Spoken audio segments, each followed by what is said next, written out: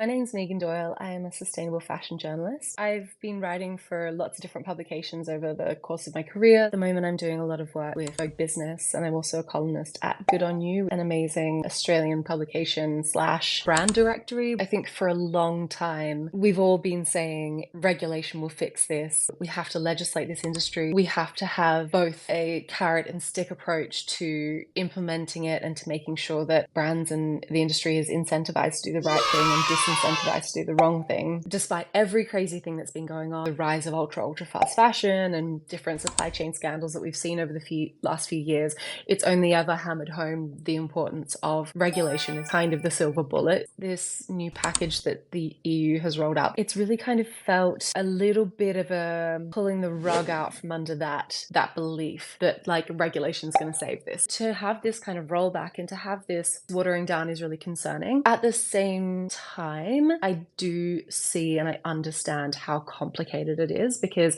you try and compare and contrast and understand how to comply with the CSDDD and then the CSRD, and then also you've got the ESPR laws coming in and the forced labor regulations in the US and in Germany and the Netherlands. If you're a global brand, it's really hard to understand how to navigate that. And I think there was probably going to be a point to which these brands were just never going to be able to comply because it's just too complicated. And there's some overlap with things and there's other places there's no overlap. It kind of just speaks to the bigger goal or bigger ambition, which is that there needs to be some sort of like alignment between all of these global laws, because it's just impossible. It's so hard for anyone to keep track of, and the way that it's rolled out for different sized businesses at different times. And it's worrying because it really felt like, oh, we can't trust this thing that we once thought was going to be like the solution. But I think at the same time, it was probably always going to be necessary in order to achieve anything. Some of the changes that have come into this omnibus package are like pretty dramatic changes, things that a company can voluntarily submit, which of course, like no one is going to do that. If you say, oh yeah, like you can do it if you want to, it's like, okay, they're not going to do it. Implementation is going to be the real kind of sticking point here. If these laws are watered down to the point where they are impossible to implement, then